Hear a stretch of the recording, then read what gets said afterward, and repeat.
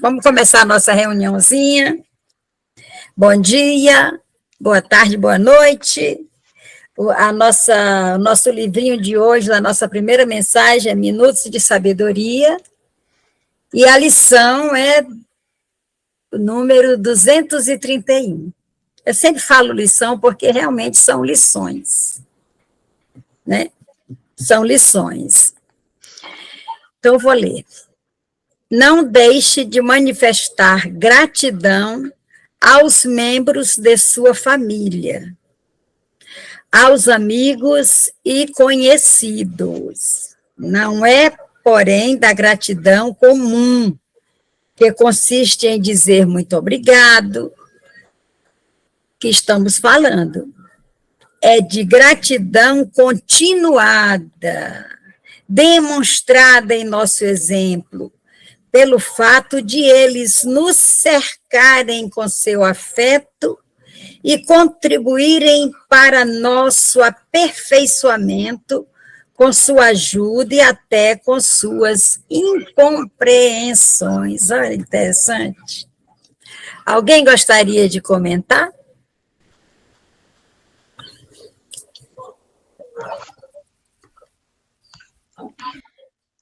Deixa eu ler o finalzinho. Posso. Eu gostaria. Eu vou ler de novo e eu vou pedir para o César fazer o primeiro comentário. Pode ser, César? Pode ser. Opa, então vou fazer a leitura. Não deixe de manifestar gratidão aos membros de sua família, aos amigos e conhecidos. Não é, porém, da gratidão comum, que consiste em dizer muito obrigado. Não é dessa obrigação que eu estou falando. É de gratidão continuada, demonstrada em nosso exemplo, pelo fato de eles nos cercarem com seu afeto e contribuírem para nosso aperfeiçoamento, com sua ajuda e até com suas incompreensões. Sim. Essa leitura me lembrou a música, o poema de São Francisco de Assis, né? Então, devemos estar dispostos sempre à caridade, e especialmente a darmos o exemplo. Né? Teve uma vez que ele convidou um amigo da comunidade dele para ir fazer uma pregação num vilarejo perto. Chegou lá, voltou, aí o companheiro dele de viagem falou: nós não iríamos fazer uma oração lá? Não, nós já testemunhamos pelo exemplo, né? Então me lembrou isso. Obrigada, César. Sheila. Ai, gente, olha, a gente estava falando de mais cedo, né, antes de começar propriamente, estava falando de família, porque é uma época que a gente se reconecta, né, com a família, essa passagem de ano, e essa coisa da gratidão à família, né, é importante de maneira continuada, ou seja, não é só isso que o César falou, não é só a palavra, muito obrigada, não, é eu mostrar a minha presença, mesmo quando eu não compreendo o outro. Porque a gente sabe que a gente nasce em famílias que a gente tem afetos muito próximos e que a gente tem afetos a serem construídos, elaborados. E todos eles contribuem com a nossa Constituição. E que a gente também contribui com a Constituição dessa nossa família. E a gente tem que agradecer por isso também. Assim, acho que É muito isso, assim. Eu agradeço muito a família que eu nasci, inclusive pelas incompreensões que elas têm com a minha pessoa e que eu tenho com as pessoas dela, porque isso mostra que há diferença entre nós, assim, que a gente não precisa ser todo mundo igual. Nós somos. Eu gosto muito da frase de uma reunião passada que diz que a gente é um membro de uma família universal que não pode nascer na mesma família. Então, assim, a gente tem as nossas diferenças, a gente deve preservar as nossas diferenças, amar as nossas diferenças, e porque elas contribuem conosco. E o que é incompreensão aqui? Não é a anulação do outro. É tipo, eu respeito, eu não entendo direito essas suas escolhas, mas eu respeito. Isso já aconteceu muito conosco, na nossa família. Assim. E ajuda realmente. E é muito bom estar num ambiente que você se sente assim. E claro, né, também vai acontecer com você. Quer levar a minha? Não. César queria falar. Não. Não? Eu deixei o microfone aberto. Tá bom. Dorinha? Então, apesar já falaram quase tudo, que é a gratidão, uma gratidão contínua, é porque tem pessoas, vamos supor, ser grato, mas daqui a pouco você está fazendo a mesma coisa, você está virando as costas para as pessoas. Então, a gratidão é continuação, né? Como se fala já no texto. Continuação é ajudar o próximo, é sempre uma gratidão, né? É isso. É porque, assim, a gente tem um cuidado muito grande com quem é de fora. Mas com as pessoas que estão sob o mesmo teto, muitas vezes, a gente não se tolera uns aos outros. E o lar é um laboratório. É no lar que a gente aprende o amor fraterno. Então, a gente precisa amadurecer, porque esse é o comportamento de crianças. Quem já deu aula para os pequeninos sabe disso. Ele pegou a minha borracha, aí pega a borracha. Ele riscou meu caderno. Quer dizer, tudo é motivo de ficar indisposto com o outro, né? Então, nós realmente somos crianças. Quando a gente se comporta dessa forma, a gente é mais criança ainda, porque a maturidade nos diz que quanto mais, e aí lembra Francisco de Assis, que o César trouxe, quanto mais a gente compreende o outro, mais maturidade nós temos. Maturidade espiritual. Eita, o que é maturidade espiritual, né?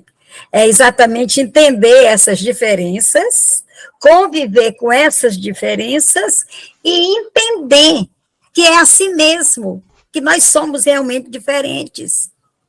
Mas são essas diferenças que nos edificam, porque há essa troca permanente, essa troca continuada, e automaticamente a gratidão, ela precisa ser assim também, continuada. Eu preciso,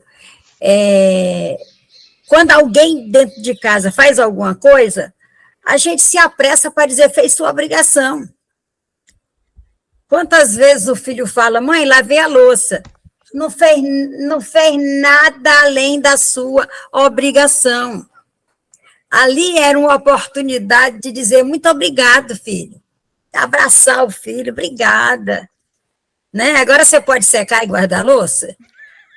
Ele não vai dizer não, porque você agradeceu, porque você abraçou, porque você demonstrou afeto pela pessoa. Né? É a mesma coisa que a gente faz com os de fora. Quando eu era criança, eu não entendia por que o doce... Inclusive, eu tenho um poema que fala sobre isso. Porque que o doce era para as visitas. A gente só podia comer, porque botava em compotas, fechava, era doce feito em casa, na época, e botava dentro de uma cristaleira, trancado, que aquilo ali foi feito para as visitas. E as crianças ficavam em volta, igual o cachorro fica olhando para aquele lugar na padaria que assa forno, que assa frango.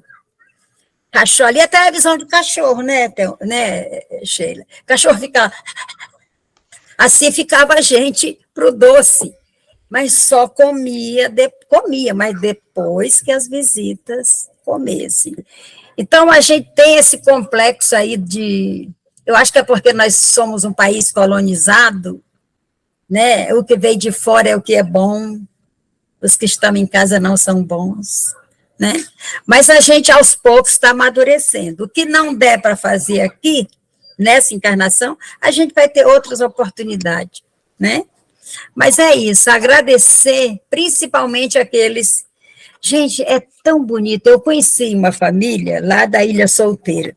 Minha amiga Laís, professora, eu a conheci vice-diretora de uma escola, isso nos anos 80, e ela me convidou eu, Cleon e os meninos, eu só tinha os 2 meninos. Não, já tinha as meninas, já tinha. Então, eu fui, vamos aquela turma toda para a casa dela.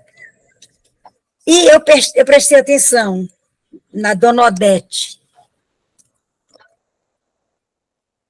Ela levantava de manhã, encontrava os filhos, cada um saía do seu quarto, ela abraçava todos eles e abençoava. E eu percebi que cada um faz o café, outro faz não sei o quê, outro faz não sei o quê.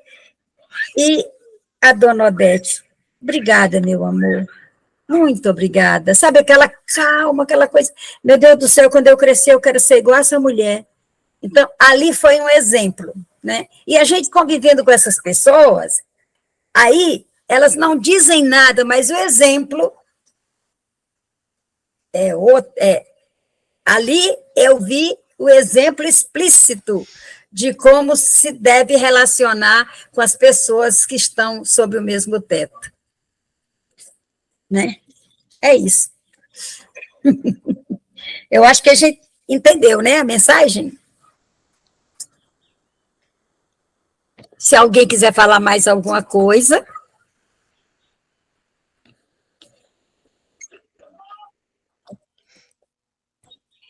Se não, olha nosso livrinho. O que é o Espiritismo? A gente está estudando, né? A biografia de Kardec, já faz algumas reuniões que a gente faz isso, e hoje a gente vai dar continuação, dar continuidade. Então, Hippolyte Léon Denisard Rivail, Allan Kardec, faleceu em Paris, Rua e Passagem Santa Ana, 59, segunda circunscrição,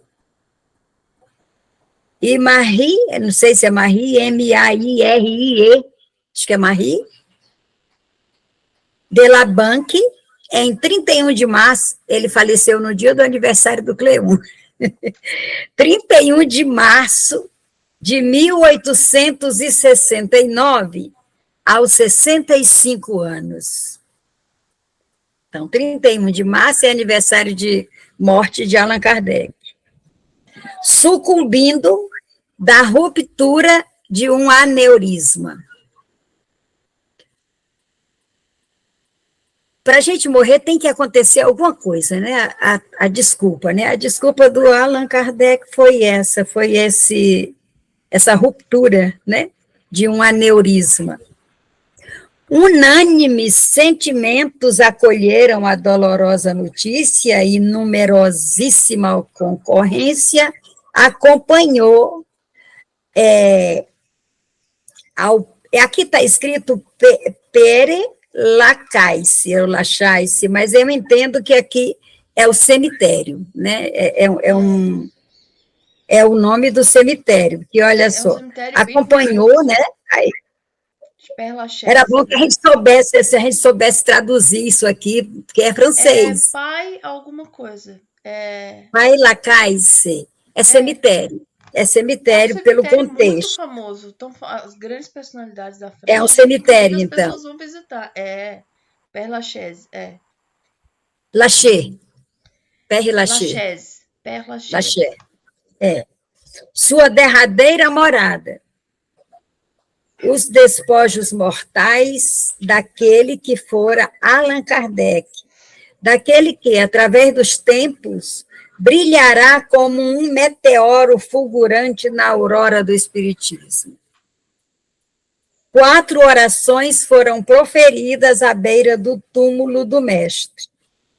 A primeira pelo senhor Levente, em nome da Sociedade Espírita de Paris. A segunda pelo senhor Camille Flammarion, que não fez somente um esboço do caráter de Allan Kardec e do papel que cabe aos seus trabalhos no movimento contemporâneo, mas ainda e, sobretudo, um exame da situação das ciências físicas no ponto de vista do mundo invisível, das forças naturais desconhecidas, da existência da alma e da sua indestrutibilidade.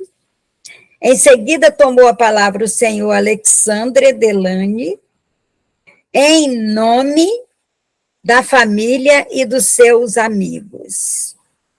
Dirigiu ao morto querido os últimos adeuses. A senhora Allan Kardec tinha 74 anos, por ocasião da morte de seu esposo. Sobreviveu-lhe até 1883, ano em que, a 21 de janeiro, se extinguiu com 89 anos, sem herdeiros diretos. Eles não tiveram filhos, né? Erraria quem acreditasse que, em virtude dos seus trabalhos, Allan Kardec devia ser uma personagem sempre fria e austera. Não era, entretanto, assim. Esse grave filósofo, depois de haver discutido os pontos mais difíceis da psicologia e da metafísica transcendental, mostrava-se expansivo, esforçando-se por distrair os convidados que ele frequentemente recebia na Vila Ségur, conservando-se sempre digno e sóbrio em suas expressões. Sabia adubá-las com o nosso velho sal gaulês, em rasgos de causticante e afetuosa bonomia. Gostava de rir com esse belo riso franco, largo e comunicativo, e possuía um talento todo particular em fazer os outros partilharem do seu bom humor. Bora comentar? Pequenininho o texto de hoje. Dorinha? Não, Sheila. Eu achei muito humana essa descrição, né? A gente estudando Kardec, mas estudando a pessoa do Kardec, assim. É muito bom ouvir, por exemplo, detalhes como o bom humor dele e a partilha dessa... saber partilhar esse bom humor. Eu já ouvi muitas vezes, assim, nos estudos espíritas, que a gente tem mania de achar que, pela nossa herança católica, né, que a sisudez, que a seriedade, né, que essa coisa meio austera, né, é um sinônimo de evolução. E no espiritismo tem essa visão, eu já vi algumas vezes, e aí gostaria de trazer isso, né, de que o bom humor é uma característica de elevação no mundo espiritual, assim, que normalmente, claro, há disciplina, há uma série de coisas, mas há também o bom humor, a leveza, a não se importar. Inclusive, Emmanuel fazia piadas com o Chico, que eu falava assim, gente, pelo amor de Deus, assim, Jesus foi para a cruz, você foi só para o cruzeiro. Eu achei uma piada maravilhosa. Ainda dava um esticãozinho de orelha educativo, né? Mas com bom humor, com leveza, com tranquilidade. E quando a gente vê as comunicações espirituais, quando a gente estuda a doutrina, a gente vê que realmente é isso. Porque o mundo já é muito duro, né? Então saber partilhar, saber é uma forma de gratidão continuada, né? Isso de saber partilhar o bom humor, saber fazer com que as outras pessoas se animem com o seu bom ânimo, né? E isso é um pouco que o Allan Kardec deixou pra gente. E a sua existência, ela tá aqui, né? Ela tá aqui na medida de que o seu exemplo tá registrado, que a sua vida tá registrada, que a sua obra segue em fluxo, né? Sendo discutida, e porque é como Luiz Antônio Simas diz, o contrário da vida não é a morte, o contrário da vida é o esquecimento. Então, enquanto a gente tem esse fluxo vital rolando, ele não está restrito ao Père Lachaise, ele não está ali no cemitério. Ali são os restos mortais, só o passaporte que a gente precisa para viver aqui. Mas o bom humor dele segue, como seguiu com o Chico, né, que também tinha muito bom humor para lidar com as coisas, muita leveza, muita simplicidade.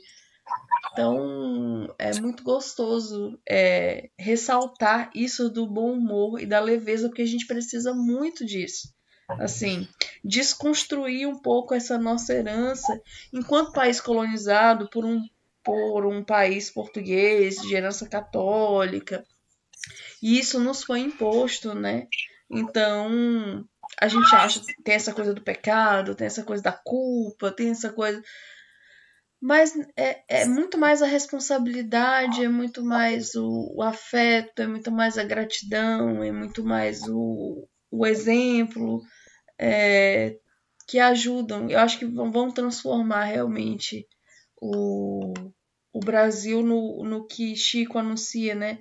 Como pátria do Evangelho, assim, coração do mundo e pátria do Evangelho. A gente tem muitas etnias aqui, a gente tem uma mistura que não tem em outro canto.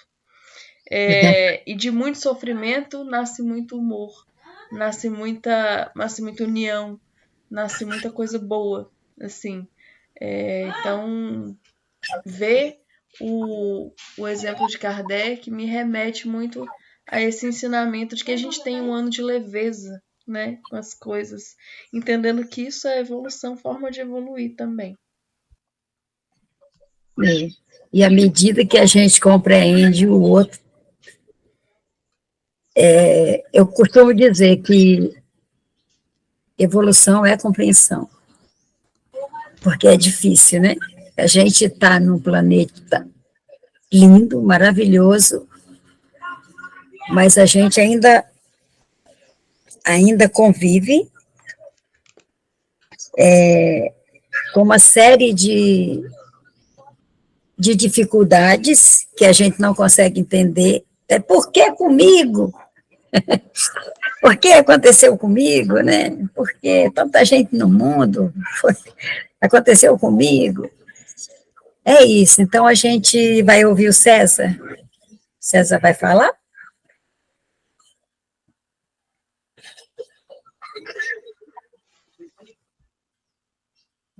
Acho que César não vai falar. Mas é isso. A gente vive no planeta de provas e expiações. A gente é muito frágil do ponto de vista físico, né? O nosso passaporte é muito vulnerável. Qualquer coisinha derruba a gente, qualquer vento forte, qualquer ferida dói muito. Mas é isso. A gente não merece sofrer nada disso, mas a gente precisa. São lições, a gente está aprendendo. Né? E aí vamos agradecer pelo aprendizado. Vamos agradecer a incompreensão do outro. né? E vamos seguir dando exemplos de compreensão, compreendendo, né? Gente, chegou a hora daquela oração pequenininha para a gente ler o Evangelho. Quem gostaria de fazer?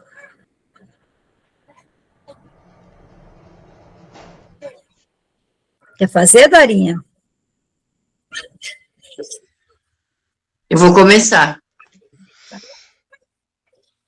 Senhor Deus Todo-Poderoso, toma conta do nosso planeta e das pessoas, e conserve a minha mãe em seu lado, como eu creio que ela seja até hoje. Amém. Amém.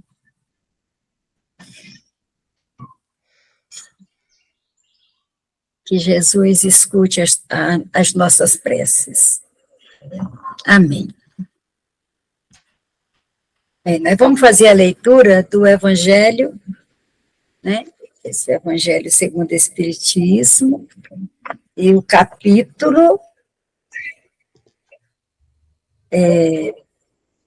Não vim destruir a lei,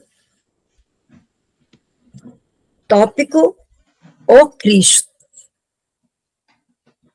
Jesus não veio destruir a lei de Deus, veio cumpri-la e desenvolvê-la, ajustando-a ao grau de adiantamento dos homens. É por isso que encontramos nessa lei os deveres para com Deus e para com o próximo, que constituem a base de sua doutrina. Quanto às leis de Moisés, Jesus teve o cuidado de modificá-las profundamente, tanto no seu conteúdo quanto na forma de aplicá-los. Combateu os abusos das falsas interpretações e das práticas exteriores, ou seja, rezas longas, cheias de rituais, com palavras repetidas e sem nenhum sentimento vindo do coração. Jesus reformou radicalmente as leis de Moisés, resumindo-as nas seguintes palavras: amar a Deus sobre todas as coisas e ao próximo como a si mesmo. E ainda acrescentou: está aí o resumo de toda a lei e de tudo que os profetas vieram ensinar antes de mim. Jesus disse: o céu e a terra não passarão antes que tudo que está na lei seja totalmente cumprido. Ao falar assim, ele quis dizer que nem o mundo espiritual, nem o mundo material se tornarão melhores sem que exista uma perfeita harmonia entre os homens e os espíritos. É preciso que a lei de Deus seja praticada plenamente na terra, em toda a sua pureza e com todas as suas consequências. De que adiantaria estabelecer uma lei para privilegiar alguns homens, ou até mesmo um único povo? Todos os homens, sendo filhos de Deus, recebem dele, sem distinção, a mesma dedicação. O papel de Jesus foi somente de um legislador moralista que utilizou apenas a autoridade de sua palavra. Ele veio trazer vários ensinamentos aos homens, cumprindo assim as profecias que anunciaram a sua vida. Sua autoridade vem da natureza excepcional de seu espírito e de sua missão divina. Entre tantas coisas, Jesus veio ensinar que a vida definitiva não está na terra, e sim no plano espiritual. Ele veio mostrar também os caminhos que conduzem o homem até esses planos e a maneira de se reconciliar com Deus, para que o retorno do plano espiritual, após o desencarne, se dê em uma condição melhor. Preveniu sobre as coisas que iriam acontecer, para que os destinos da humanidade pudessem cumprir. Entretanto, Jesus não pôde transmitir todo o seu conhecimento, pois os homens ainda não estavam preparados para recebê-los. Assim, limitou-se a lançar ideia das coisas que ainda não podiam ser compreendidas. Para receber as verdades de forma completa, o espírito humano precisaria adquirir certo grau de maturidade. E essa maturidade aqui é a maturidade espiritual que nós estávamos falando agora há pouco. Caberia à ciência contribuir para que essas ideias pudessem ser reveladas. Portanto, era preciso dar tempo para que a ciência progredisse.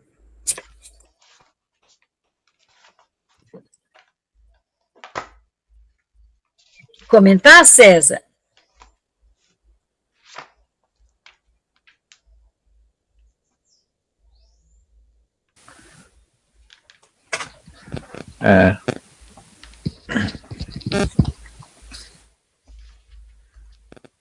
Eu acho que isso tem muito a ver com o momento atual, né? E você vê um distanciamento gigantesco entre o que está sendo descoberto pela ciência, desenvolvido pela ciência, e o cidadão comum, né? Que está à margem desse acesso ao conhecimento, né? Então, como disse um certo educador, estamos vivendo um apartheid neuronal, que aí parte da população fica à margem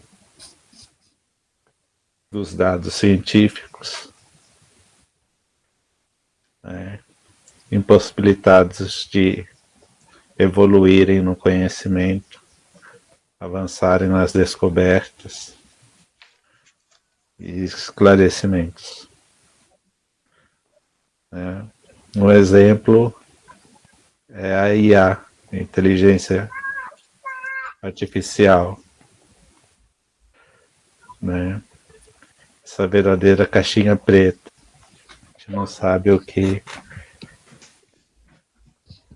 está para além da interface, né? Então é isso. Não sei se colaborei, mas... Muito, César. Com você sempre colabora. Muito, obrigada. Sheila. Eu gosto muito da simplicidade desse evangelho, assim, e da simplicidade de Jesus. Quando ele vem falar sobre a questão das... Seu microfone está desligado, Sheila. 2024 eu continuo fazendo isso. Mas eu gosto muito quando a gente pensa na relação de Jesus com as leis, né? E o quanto ele foi simples e teve o entendimento de traduzir para aquela humanidade, e ele não vinha destruir a lei, né? Ele veio atualizar a lei. Toda uma generosidade de compreensão de uma humanidade que não precisava mais da lei, né, de olho por olho, dente por dente, que foi muito importante para um determinado momento, mas que não era mais importante agir assim. Então, uma atualização, inclusive, da própria imagem divina, né? Então, não vim destruir a lei, mas olha só, o importante é amar a Deus sobre todas as coisas e ao próximo como a ti mesmo, e amar os vossos inimigos, que nada mais são do que amar aquilo que a gente não compreende, muitas vezes, assim. E aí a gente retoma a nossa mensagem inicial, né, de ter gratidão, mesmo diante das incompreensões, porque elas vão reforçar em nós quem realmente a gente é. Porque quando a gente não é compreendido, a gente se questiona, mas será que é esse mesmo meu caminho? Será que eu tô certo? Será que eu não tô? E o fulano, por que não entende? E aí a gente começa a estabelecer uma teia que é muito bonita. Então, eu acho Jesus, eu acho não, né? Obviamente, Jesus é um homem muito generoso, quando ele vem com essa postura de gratidão. Então, ele tem uma postura de gratidão com a família universal dele, com aqueles que vieram antes e com aqueles que virão depois e que terão novos entendimentos.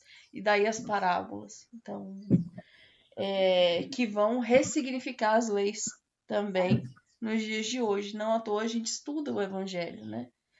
A gente também reflete sobre o Evangelho, que é muitas vezes um bálsamo, mas que é também reflexão filosófica mesmo, já que a Bíblia é um texto histórico, né?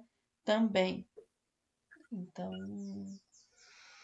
eu acho um exemplo de gratidão, realmente, assim, imensa, essa relação dele com as leis, assim, e de entendimento, inclusive, com as leis da terra, que ele sempre falou, eu não tenho nada a ver com as leis da terra, dai a César o que é de César, façam a sua parte política, se engajem, assim, se vocês não estão satisfeitos, se engajem, sabe, assim, tem muito isso também. Jesus é um grande, ele mobiliza muitos afetos dentro de nós, assim, e de uma maneira muito pedagógica, no melhor sentido do termo pedagógico.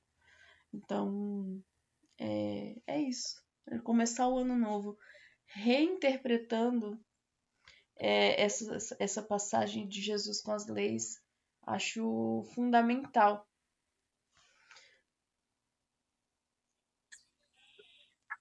Obrigada, Sheila. Dorinha?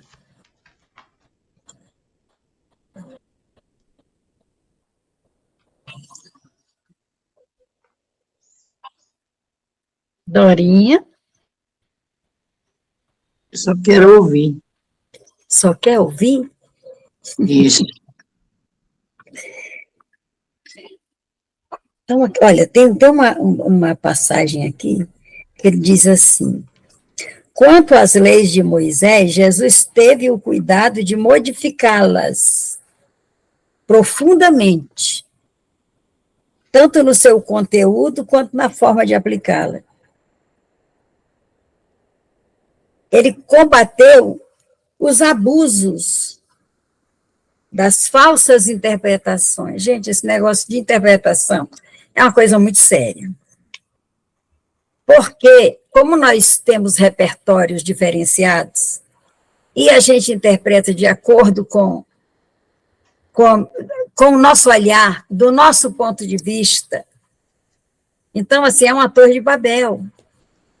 Então, viver na Terra não é para amador, é para profissional. A gente, é muito difícil, porque aqui em casa, quando eu faço Evangelho no Lar, é eu, Cleon, o Jeff e o Vitor, para Evangelho no Lar. E só essas pessoas, cada uma, porque eu peço assim, como é que chegou para você essa mensagem? Como é que chegou? Então, chega para cada um, de acordo com cada um. E eu, como a pessoa que está coordenando aquela reunião, se eu for fazer assim, não é isso que Jesus quis dizer. Eu não posso fazer isso. Eu tenho que deixar, porque assim, fazer o Evangelho no lar, ler o Evangelho, é o nosso dever, mas a forma que o outro vai compreender, vai interpretar, vai colocar em prática, é uma questão dele, é livre-arbítrio. Eu não posso ter controle sobre isso. Não tenho controle. Né? Então, a gente tem que ter um cuidado muito grande. E aí, cada um interpretou de um jeito. Aí eu preciso fechar assim. O importante é que nós devemos amar a Deus sobre todas as coisas e ao próximo como a nós mesmos. Então, se a gente conseguir isso, não importa a forma que chegou para a gente. Não importa. O que importa é esse resumo que Jesus faz das leis. Ame a Deus sobre todas as coisas e o próximo como a si mesmo. E olha a responsabilidade de amar a Deus sobre todas as coisas. Quantas vezes alguma coisa é tão importante para nós que a gente negligencia esses ensinamentos. No momento de ansiedade por aquilo, porque nós, seres humanos, quando desejamos algo, a gente não se conforma de não realizar. A gente se torna infeliz, triste. Quando, na realidade, se nós tivéssemos maturidade espiritual, a gente ia simplesmente dizer, não deu, não consegui, vamos tentar outra coisa, ou tento isso aí num outro momento, e ficar bem, porque nada daqui a gente vai levar, absolutamente nada, a não ser as nossas ações, os nossos pensamentos, o nosso comportamento, é uma bagagem que a gente vai levar e vai com ela para a próxima existência nossa, né? Jesus disse, o céu e a terra não passarão antes que tudo que está na lei seja totalmente cumprido. E essa lei, eu acredito que são as leis espirituais, porque as leis dos homens, elas são transitórias. Logo ali atrás, não existia divórcio, era desquite. E um pouquinho mais para frente já podia, de uma forma, aplicado de uma forma.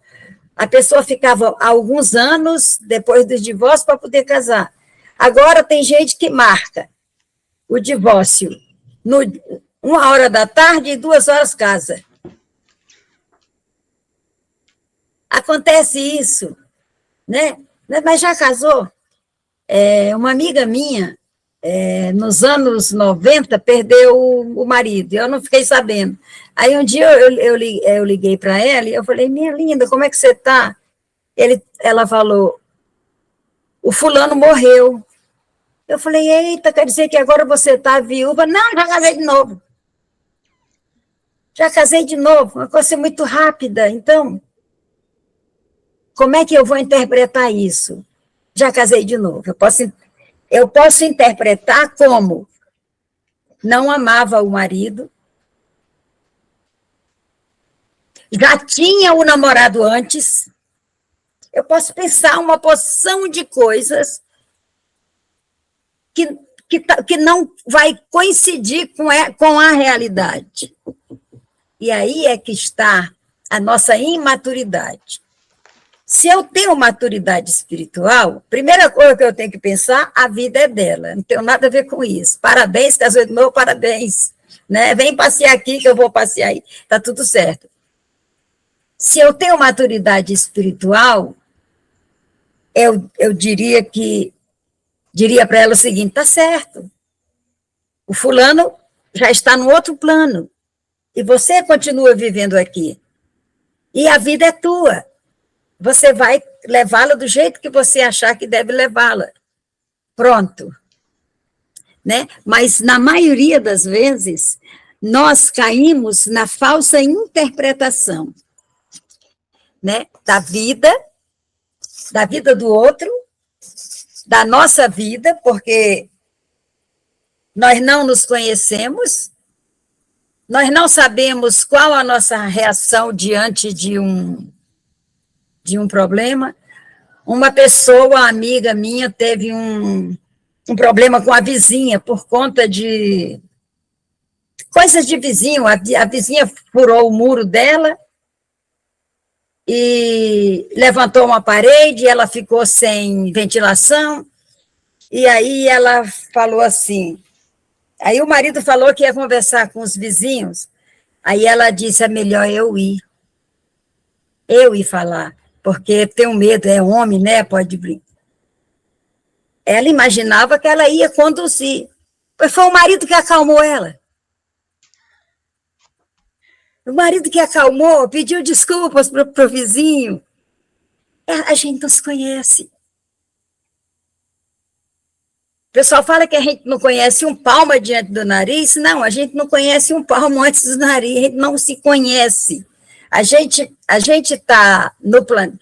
Graças a Deus que a gente não está sozinho no planeta. A gente tem um anjo da guarda, a gente tem um mentor espiritual, a gente tem um espírito familiar cuidando da gente, a gente não está só. Mas por quê?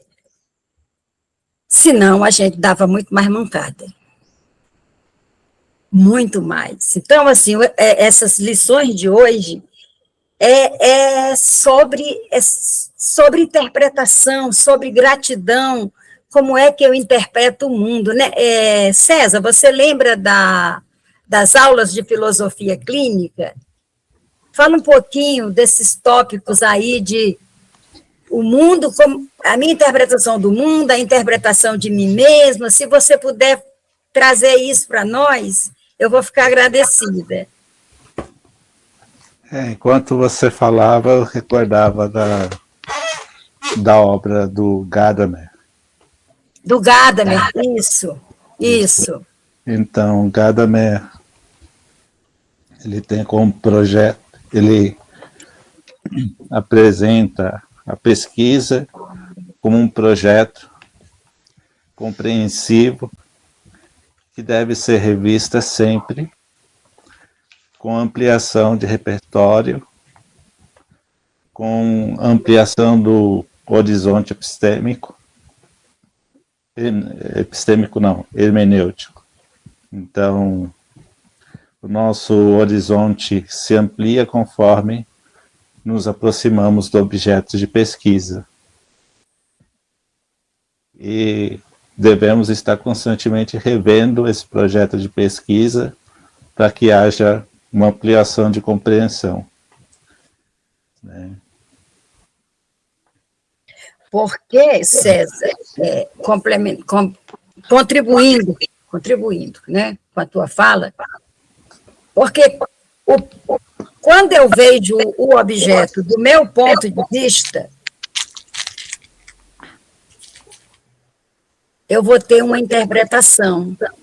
Sim. Quando eu vejo o objeto me colocando no ponto de vista do outro, eu tenho outra interpretação. Sim. E aí, o que é esse objeto, né? Que objeto? O Nietzsche vai falar da importância dentro do perspectivismo dele, de você capturar as várias perspectivas e juntá-las, né, para ter uma visão mais ampla da realidade. Então, não é o caso no perspectivismo nietzscheano de você ficar só com a sua perspectiva, mas absorver as outras perspectivas e no amplo perspectivismo e avançando nas descobertas, nos insights, nas ideias. Né? E aí, ele fez isso mergulhando na cultura greco-romana, ali do período de Epicuro e tudo mais, né? E nos pré-socráticos, e na contemporaneidade, né? Então, na visão dele, quanto mais ampliamos o nosso repertório de perspectivas, maior será a nossa compreensão da realidade.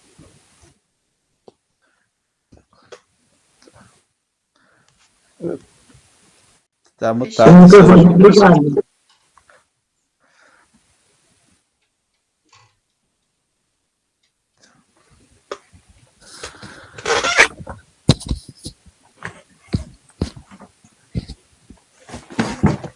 Quando eu absorvo essas perspectivas, eu acredito que há uma certa humildade, porque tem a minha perspectiva, tem a perspectiva do César, da Sheila, da Dora. Então, quando eu sou capaz de juntar todas essas perspectivas para conhecer melhor o meu objeto de estudo e de pesquisa, eu estou usando de humildade, que é maturidade espiritual.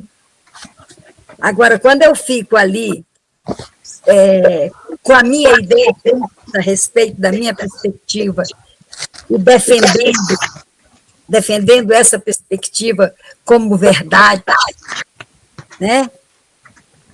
Então, eu não estou usando de humildade e espiritualmente eu sou imatura, né? Trazendo isso para a prática da vida e relacionando com a vida espiritual. César, muito obrigada pela tua contribuição, viu? Muito obrigada. Mas alguém gostaria de falar? Sheila? Gente, ouvindo vocês, eu lembrei de uma música que eu gosto muito, do Raul Seixas. E eu acho que o Raul tem uma coisa muito nietzschiana nele, assim. Muito, demais.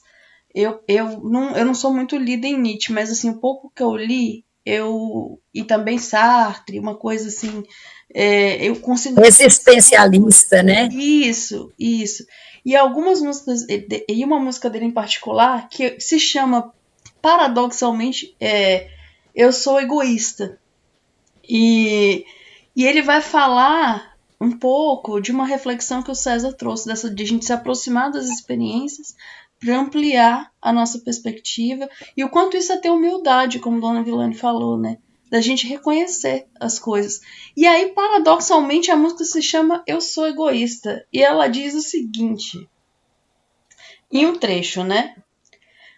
Se o que você quer em sua vida é só paz, muita doçura, seu nome em cartaz, e fica arretado, seu açúcar demora, você chora, você reza, você pede, implora. Enquanto eu provo sempre o vinagre e o vinho, eu quero ter tentação no caminho, pois o homem é o exercício que faz. Eu sei que o mais puro gosto do mel é apenas defeito do fel, e que a guerra é produto da paz. O que eu como a prato pleno, bem pode ser o seu veneno. Mas como vai você saber sem tentar? Se você acha o que eu digo fascista, mista, simplista ou antissocialista, eu admito, você tá na pista. Eu sou ista, eu sou ego. Eu sou ista, eu sou ego. Eu sou egoísta. Por que não? E aí ele cita o Caetano. Por que não? Por que não? E ele vai citando de uma maneira muito generosa o Caetano, assim. Porque ele vai inclusive no ritmo. Mas eu acho que tem uma coisa aqui que eu acho importante de ressaltar. O homem é o exercício que faz. Então, assim, obviamente que ele tá aqui, ele é um roqueiro, né? Então a gente tem que contextualizar que ele tá num momento de contracultura. Então, não vamos pegar ao pé da letra as coisas, né? Não vamos pegar ao pé da letra. Ele tá querendo chocar uma determinada parte da sociedade. Mas essa ideia do que eu como a prato pleno bem pode ser o seu veneno. Como é que você vai saber se você não se aproxima da experiência? Se você não tem tolerância suficiente nem para ouvir, assim. Se tudo que você quer é o aplauso, seu nome no cartaz e o açúcar demora, você tá chateado, assim. Se não vem o que você quer, você já está amarrado. E não está entendendo que tudo isso é experiência. Que tudo isso é experiência de vida. Que tudo isso nos constitui. E aí a gente retoma a coisa da gratidão com a incompreensão, né? Eu quero ter tentação no caminho, pois o homem é o exercício que faz. O que é a tentação aqui? Como é que a gente pode traduzir essa tentação? É tudo aquilo que nos coloca num lugar de questionamento, né? E de dilemas, assim, né? Então, será que eu vou? Será que eu não vou? Por que isso está me inquietando, assim? Jesus foi um cara que não fugiu de nada, né? Então, assim, ele estava aberto às experiências que ele precisava viver. Ele sabia quando ia começar e ele sabia que ele ia viver muitas coisas e não se furtou a vivê-las em toda a sua plenitude, assim. Quando precisou ser enérgico, foi enérgico. Quando precisou experimentar de diversos sentimentos, inclusive o medo, ele não se furtou a sentir medo. E foi humilde quando se permitiu o contato com o outro, com o governo, de dizer, enfim, não tenho nada a ver com isso. Resolvam-se. Eu acho isso de uma coisa muito bonita. E me lembrou o Raul nessa provocação.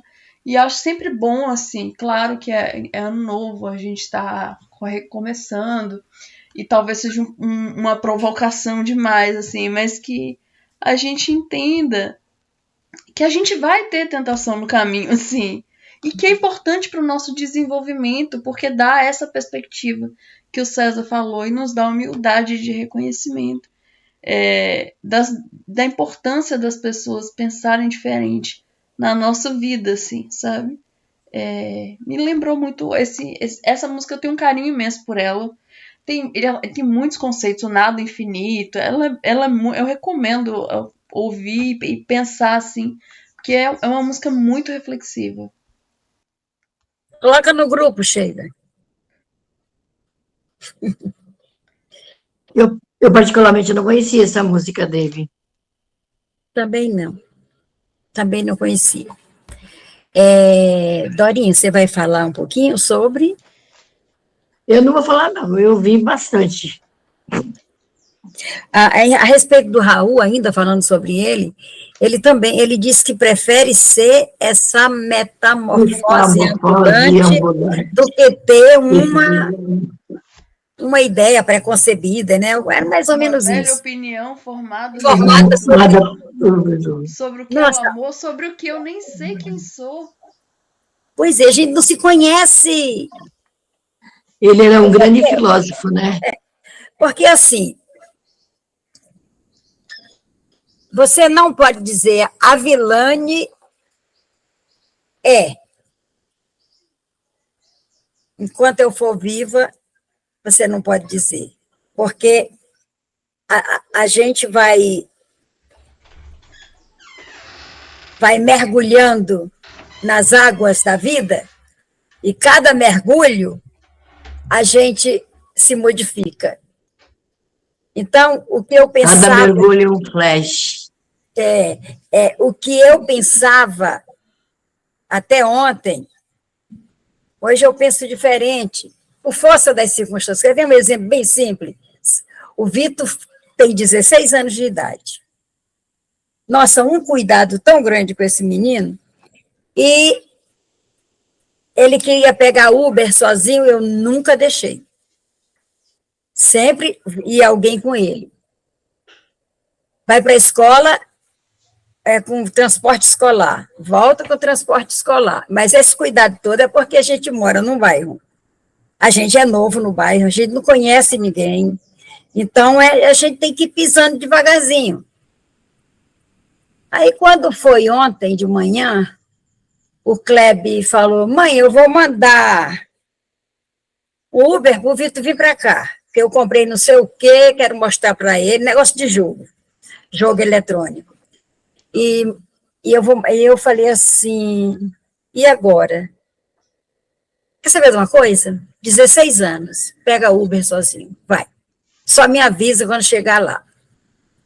Aí eu liguei pedindo para o Kleber mandar ele voltar, ele falou, tá bom, mas o Kleber não avisou. Quando eu dei fé, ele chegou, tocou a campainha aqui, chegou. Quer dizer, eu nem tive tempo de me preocupar com ele. Né? Então, o que eu não fazia até a semana passada, eu fiz ontem.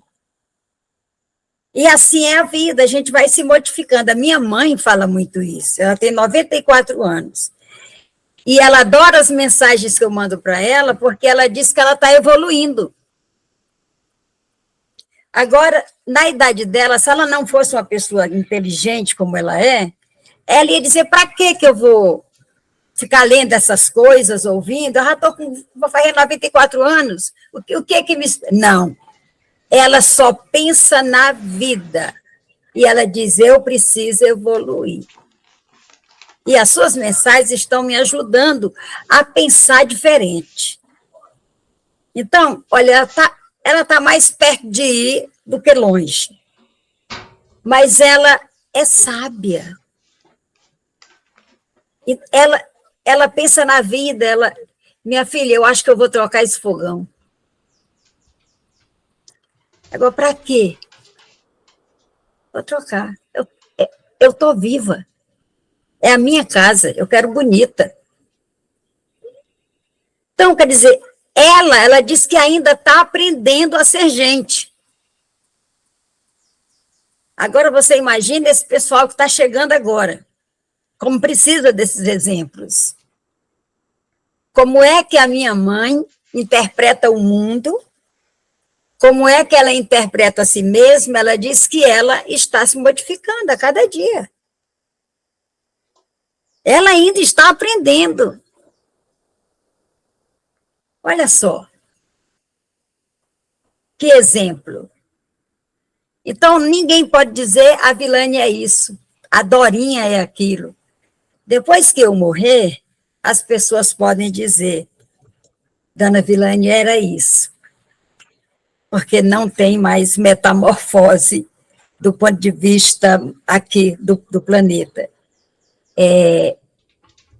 Paulo Freire explica isso muito bem, né? Dessa coisa do ser humano ser inacabado, né? Está sempre em construção, né? Eu acredito que as nossas lições de hoje, que trouxe a questão da interpretação, essa questão da gratidão, e essa questão das perspectivas, o olhar do outro, o meu olhar. Gente, é fantástico isso, porque a gente está vivendo um momento muito vaporoso da história. O tempo está muito pequeno, e eu estava conversando com o meu neto, que ele estava aqui na entrada do ano, não, depois chegou meu filho Cleito com a esposa, e a gente estava conversando o que acontece que o dia não dá para fazer mais nada. A gente se programa, o tempo passa... Então, olha a minha visão. Eu acredito que está havendo uma mudança no planeta e que está passando muito rápido. O Alan Gabriel trouxe a seguinte ideia, olha só a perspectiva dele. Vó, é isso aqui que está tomando nosso tempo. É isso aqui. Vó, ele perdeu o celular, ele falou, eu perdi o celular, fiquei 3 dias com o celular no concerto, quebrou o celular, fiquei 3 dias com o celular no concerto, eu li 2 livros.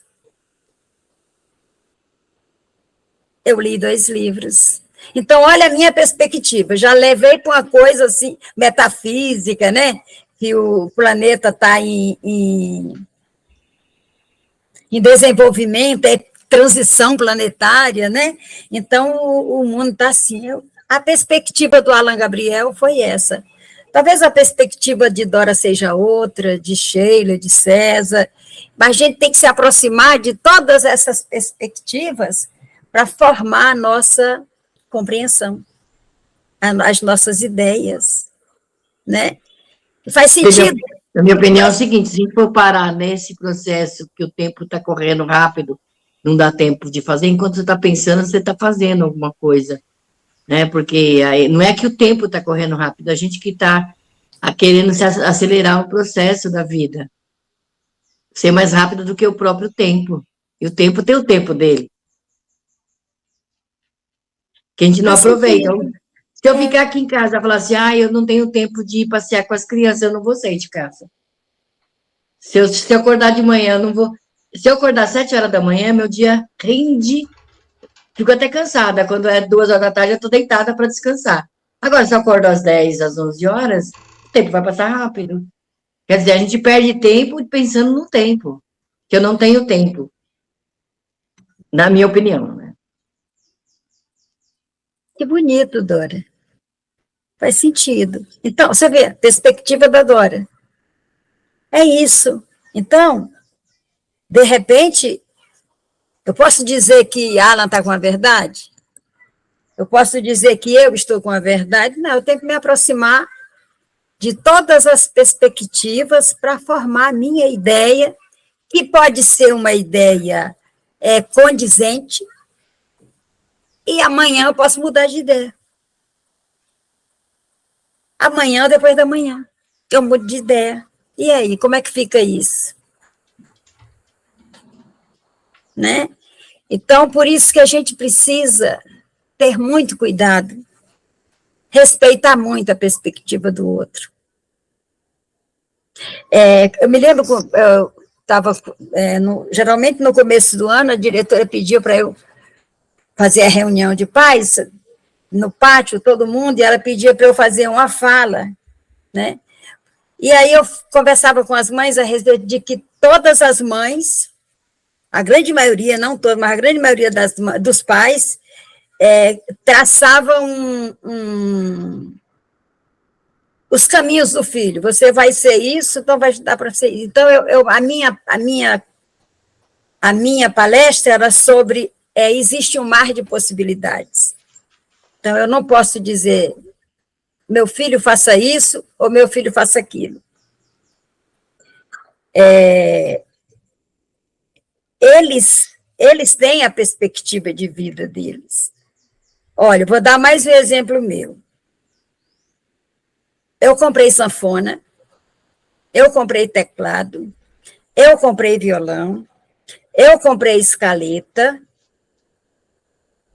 uma infinidade estourei meu cartão, uma infinidade de instrumentos musicais, porque Vitor vai aprender alguma coisa aqui, ele vai tomar gosto, e o Vitor já estava tocando sanfona, estava lindo. De repente, o Vitor chega para mim e fala, vó, eu não quero mais ser sanfoneiro. E o que você quer, meu filho? Eu quero ser lutador. Eu quero entrar na academia para fazer jiu-jitsu e o muay thai. Agora não sei nem pronunciar a palavra. Jiu-jitsu e o muay thai. E aí lá vai eu matricular. O menino de 16 anos já sabe o que quer. Eu falei, caramba, eu criei com tanto cuidado, com tanto carinho, o cara levar porrada de graça.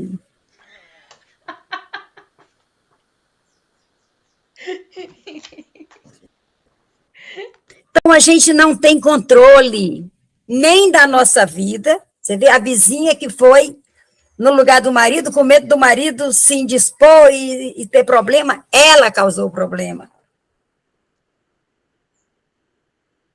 Eu estou cheia de instrumentos. Aí, o Jefinho falou que ia ser jogador de futebol. Aí o tio Kleber pagou a escola e foi não sei aonde, não sei o quê, e está estudando inglês e tudo, não sei o quê. Aí um dia eu cheguei aqui em casa, o Jefinho tocando teclado. Bom, eu não quero mais jogar futebol.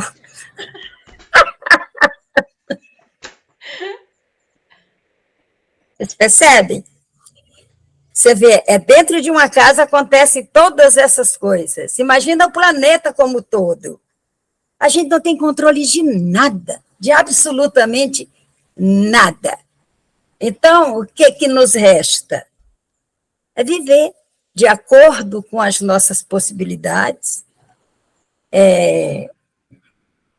nos encantarmos conosco, né? Eu costumo dizer que nós nos apaixonamos pelo artista, pelo padre, por não sei quem, que faz um trabalho lindo, e a gente fica encantada com a professora, com a médica, e a gente não se encanta com a gente. Né? Nós somos essa metamorfose ambulante e devemos aceitar. Né? E devemos aceitar que o outro também é uma metamorfose ambulante. Ô, Vilana, deixa eu falar esse negócio de encantamento próprio. Quando você se encanta muito com você, te chama de narcisista. A narcisista aí é outra coisa. A narcisista está muito mais para o plano do egoísmo. É só para mim, né? Eu, por exemplo, eu sempre disse, né, no meu trabalho, para a gente gostar do outro, a gente primeiro tem que se gostar, né? Gostar de você própria, das suas atitudes. Eu me incomodava onde eu trabalhava muita gente, porque eu sempre fui assim, muito expansiva. Faço piada, eu brinco. Muitas vezes as pessoas não estão preparadas espiritualmente para brincar, né? E eu demorei a perceber. Hoje em dia, não. Hoje em dia eu já sou mais cautelosa. Eu fico mais atenta a esse tipo de brincadeira. Mas antigamente não, eu fazia brincadeira. Você lembra nas reuniões que tinha do CAPS? Reunião séria, que o pessoal entrava e eu começava a fazer brincadeira. Você fazia palhaçada. Palhaçada, né? Mas agora, hoje em dia, não sei, né, se a própria existência vai nos ensinando, né, a ponderar algumas coisas, não sei se isso é bom, se é ruim, e a gente vai se modificando internamente, né? E posteriormente, por fora, a gente vai se modificando também. Mas eu não quero nunca perder a alegria de viver, nem de mim, nem deixar de me amar nunca. Isso. Regina, seja bem-vinda, querida.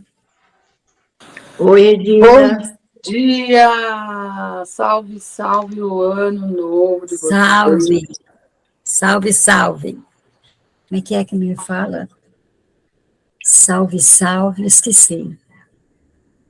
Esqueci uma palavrinha que os adolescentes estão falando. Mas salve, pronto. Salve suas forças. Salve suas forças.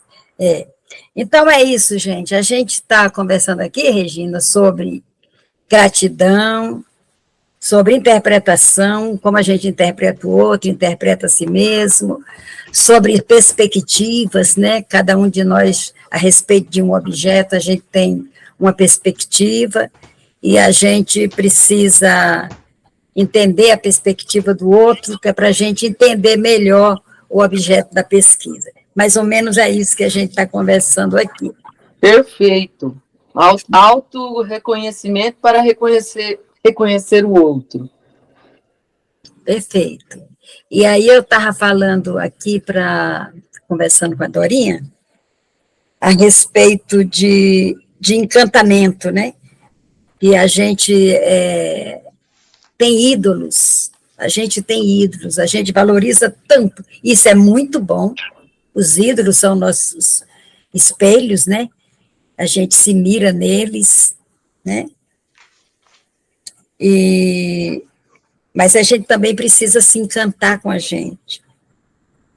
E aí Dorinha falou, quando a gente se encanta com a gente, dizem que nós somos narcisistas. Aí eu estava dizendo que o narcisismo vai por outro caminho, né? Muito pelo egoísmo, muito de manipulação do outro, né? Então, essas coisas, né? Quer ver um exemplo de manipulação? É que eu vou chamar a Dorinha. A Dorinha é tudo para mim. Eu chego para ela e falo, Dorinha, você vai ficar aqui comigo, nós vamos fazer isso junto, porque não sei o quê. E aí eu manipulo de uma forma que ela fica refém. E, de repente, eu me desfaço dela. Sim. Tem isso no narcisista. E outras coisas mais, né? Quando eu falo de encantar-se com a gente, é valorizar. Porque, assim, a gente foi ensinado para olhar os nossos defeitos, e tem que olhar mesmo, tem que olhar. Mas a gente precisa olhar as nossas virtudes. Eu tenho um poema no Pretendo da Vida, que eu falo é o meu jeito, que eu falo que eu me encanto com o meu jeito de ser. Isso não é narcisismo. Né? Eu me encanto com o meu jeito de ser, com a minha humanidade, com o meu carinho pelo outro, enfim. Mas aí isso tem que ser carregado de exemplos, né? Não só de fala. Falar um pouquinho, Regina? Então, é perfeito esse assunto, porque a gente precisa se dar amor, né? A gente tem que ter o auto-amor como cura, né? Porque se a gente reconhece a gente mesmo e nossas sombras, a gente que decide se a gente quer manter a sombra ou se a gente quer ir para a luz. E aí, sozinho é que a gente faz isso, não é? Agora, se você está distante da sua intuição, distante sua própria espiritualidade, você é facinho manipulado, né? Então, o ídolozinho ali já está falando para você, você está endeusando, né, mestres que tem que tomar cuidado, né? Tem que tomar cuidado com essa civilização que a gente chegou, né? A grande verdade está na boca de muita gente que nem te conhece. Está na internet, né? E como que a gente dá tanta voz para essas pessoas, para a nossa cabeça, né? Então, a gente tem que... É melhor a gente ser um pouco narcisista, então. Porque se for para a gente cuidar da gente, né? E que a gente faça alguma coisa boa com isso. Que a gente faça alguma doação para a humanidade, né? Que acaba sendo para o outro, para a natureza. Com esse narcisismo. O narcisista, ele quer ficar bem. Ele quer estar bem. Ele quer estar... Né? Então, ele tem que ter a dose certa, né? E assim, Regina, a gente precisa do reconhecimento do outro. E quando o outro não reconhece, a gente se frustra. Então, eu preciso reconhecer, primeiro. Porque à medida que eu reconheço que isso que eu estou fazendo é uma coisa boa, eu introjeto isso, então não me interessa o que o outro vai fazer com isso. Porque é uma questão do outro, não é minha. A minha questão é comigo. Eu tenho que fazer uma análise do que eu estou fazendo. Estou fazendo a reunião do Jesus no Monte Tabor. Isso é bom? Eu acho que é bom. Aí eu estudo os prós e os contras. Não tem contra. Então, eu vou valorizar isso.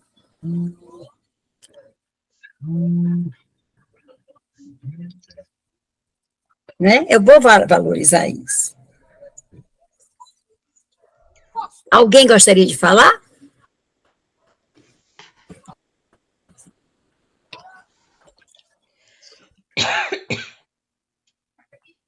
Não?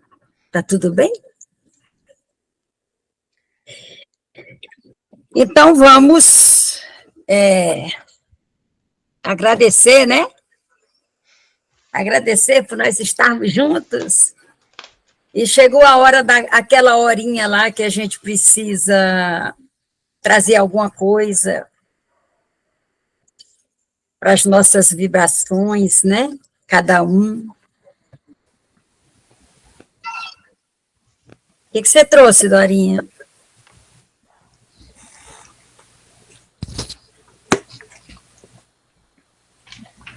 Gratidão.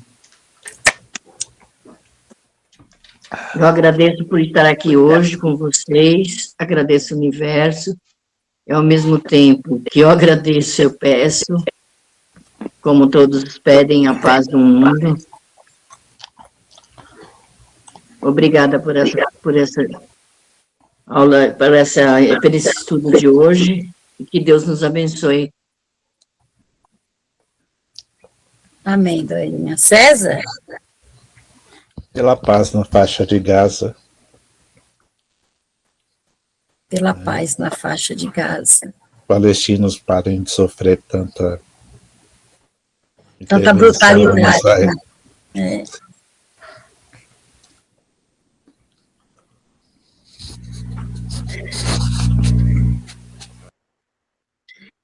Sheila? Eu abri aqui aleatório e é o Sabedoria do Preto Velho, do Robson Pinheiro. E caiu uma mensagem, eu gosto de abrir aleatório e eu não li antes. Então eu vou ler com vocês. Vai ser uma mensagem para mim e para todos nós, né? Então, vamos ver como é que chega para nós e que, enfim, que seja da melhor maneira. Chama Uma Chance ao Amor. Pai João de Aruanda. Dúvida, lamentação, coração sofrido? Não se entregue, meu filho. Erga-se para a vida. Todo obstáculo é desafio divino para a conquista da felicidade. Não se permita lamentar-se e sofrer. Deus abre as janelas da vida para que seus filhos aprendam a valorizar as coisas belas e boas.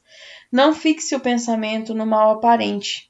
Esforce-se para realçar o lado brilhante, as coisas boas e positivas, as situações mais felizes. Quando alguém fixa uma pedra no caminho, ao olhar em volta, a visão estará viciada e verá mais pedras projetadas à sua volta. Caso alguém não compreenda ou rejeite suas manifestações de amor e carinho, não se detenha. Procure amar mais e encontrará em outro lugar em uma pessoa que sintonize com você. O amor é como um bumerangue. Você joga e ele sempre volta acompanhado de outro coração. Não adie sua felicidade. Enquanto você não encontrar a paz desejada e a felicidade sonhada, aprenda a ser um mensageiro da vida, levando esse amor represado a outras pessoas que estão ao seu lado. Talvez você não tenha parado para perceber quanta gente está clamando por uma migalha do seu carinho e do seu amor. Assuma-se, meu filho, assuma o amor. Tenha coragem de vencer os desafios e prosseguir a sua caminhada. Felicidade não cai do céu, como chuva. Ela sempre será conquistada, e afinal você não é diferente dos outros. Todo o mundo conquista a felicidade através de muita dedicação, trabalho e amor. Isolar-se por rebeldia não levará a nada. Permita-se inovar, entregue-se à vida e vibre em sintonia com aqueles que o amam. Dê uma chance a si mesmo. É preciso muita coragem para ser feliz. Assim como é preciso muito tempo para sentir-se jovem. É isso aí, meu filho. Enxugue as lágrimas, pare de lamentar-se e aprume-se. Enfeite-se de sorriso e decore sua vida com o belo. Só depende de você ser feliz aqui e agora. Quem ama, se envolve. Não se afaste dos outros e nem se entregue à falsa ideia de solidão. Só ficam sós aqueles que não amam. E essa foi a mensagem do Pai João de Aruanda.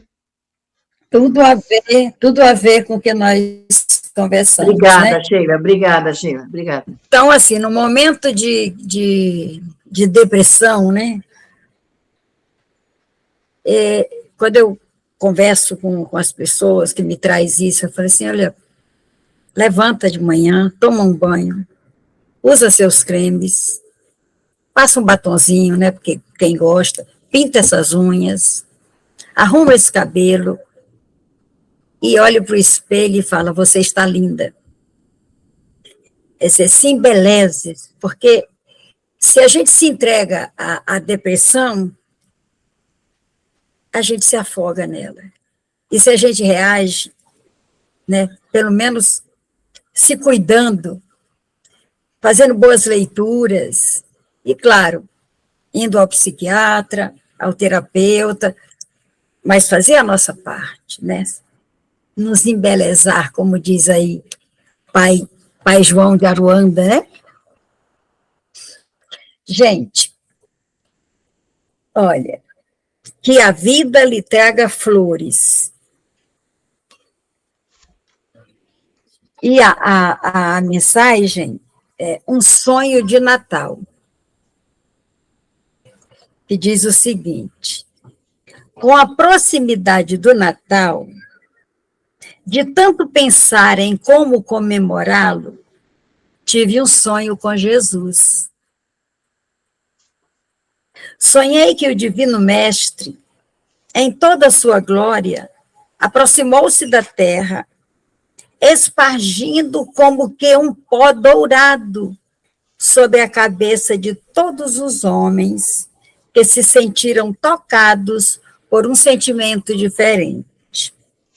Assim, os maus tornaram-se bons, os orgulhosos ficaram humildes, os egoístas passaram a praticar a caridade. As guerras cessaram, a violência se transformou em abraços fraternos, a dor deixou de existir, as lágrimas se converteram em sorrisos, os gritos de desespero em cânticos de louvor. A miséria, a fome e a nudez foram substituídas pela fartura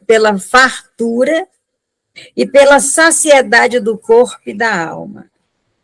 A descrença pela confiança plena no amparo divino e a fé, que antes era cega, passou a ser pautada na razão.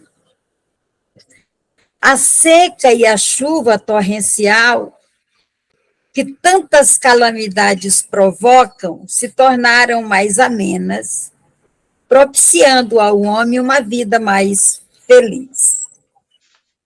Os jardins se cobriram de flores e as árvores repletas de saborosos frutos. O ódio não mais dominava entre aqueles que viviam a se digladiar, pois o verdadeiro amor tocara-lhes o coração. Os hospitais apenas atendiam para receber os bebês que nasciam, já que ninguém ficava doente. E o momento do parto era sem sofrimento, e sim com muita alegria. As crianças iam para as escolas com prazer, pois amavam e respeitavam os professores e por eles eram muito amadas também. As famílias eram unidas por um amor puro e verdadeiro, e na comemoração do Natal, o nascimento de Jesus era relembrado de uma forma diferente. Nada de comidas fartas ou bebidas. Todos se reuniam em torno da mesa enfeitada, somente com flores e sobre a toalha apenas o evangelho, além do pão a ser repartido e da água fluidificada que seria tomada por todos. E após a prece, comentários sobre Jesus, relembrando os ensinamentos.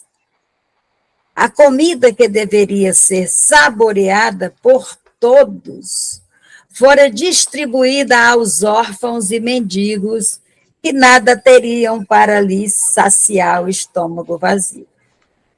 Nisso acordei e logo pensei, como seria bom se tudo que sonhei fosse verdade. No entanto, passei a compreender que a mensagem trazida pelo Natal é justamente essa, e que depende de todos nós a transformação desse sonho que tive em realidade. Quando o nosso planeta deixar de ser de provas e expiações e passar a ser um mundo melhor, de regeneração, quando passar a ser um mundo com menos violência, menos desonestidade, quando deixar de ser movido pelo egoísmo e por interesses escusos, como tem sido, então, talvez o Natal volte a ter um sentido menos material e mais espiritual, com um despertar mais intenso para os puros sentimentos de amor e de caridade, que foi o que Jesus a todos nos ensinou.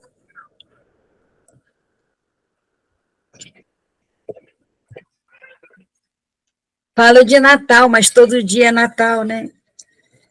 Todo dia a gente nasce de novo para a vida, né? Cada dia é um novo dia de alegria, de paz, né?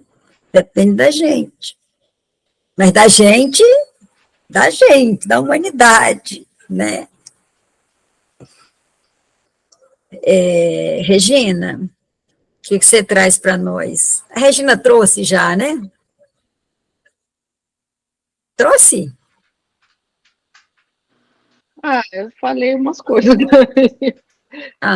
mas eu posso ler uma coisinha aqui, uma frase aqui, um texto, um pequeno texto, que significa muito para mim dessa passagem de ano, nas visualizações que eu tive, né, e aí eu tenho uma frase aqui do Osho, que eu gosto muito de levar a sério, e eu acho que todo mundo precisa. Eu acho que é onde mexe mais no ser, que está aí na busca. Então é o seguinte: você só pode ser feliz se você for você mesmo. Não tem escapatória. É assim que é a única forma de ser feliz, é sendo você mesmo. O problema é que você foi enganado, reprimido por tanto tempo, que hoje é muito difícil você saber quem você é de verdade. A sociedade se entranhou de forma tão profunda em seu ser que ela acabou se tornando a sua própria consciência. Excelente reflexão. A sociedade. E a gente imita o outro porque a gente não se reconhece, ou não se conhece. A gente fica imitando o outro, né? Ou os outros. E aí a gente vai se desmembrando da gente mesmo. Aí provoca isso que você acabou de falar, Regina. Quando eu imito o outro, o jeito de falar, o jeito de andar, isso acontece. A gente começa a conviver, começa a imitar. E começa a negar a gente como a gente é. A gente não se aceita como a gente é, não gosta da gente, então você é igual ao outro. Eu quero ser o outro. Né? E tem essa imitação individual e tem as imitações coletivas, né? Que eu pego um pouco da Dora, um pouco do César, um pouco da Sheila, um pouco da Regina, e aí eu fico aquela miscelândia, né, aqui, e aí eu me perco nessas imitações, aí eu não posso ser feliz. Eu só sou feliz se eu for eu mesma. Obrigada, Regina. Muito obrigada. Olha, obrigada a todos vocês por essa manhã maravilhosa. Que Jesus disse: onde houver 2 ou mais pessoas reunidas em meu nome, eu estarei no meio delas. Então vamos agradecer a presença de Jesus. Agradecer a presença dos nossos anjos, dos nossos protetores. Que Jesus abençoe o nosso lar. Que Nossa Senhora passe na frente de nós, desatando todos os nós, abrindo os nossos caminhos. Que nós tenhamos um ano de muito progresso, de muita maturidade espiritual. Que a gente seja nós mesmos. para alcançar a felicidade. Graças a Deus. Então, um bom dia para vocês, um bom início de semana. Bom dia a todos e obrigada por hoje. Feliz ano novo, gente. Feliz ano Boa novo. reunião.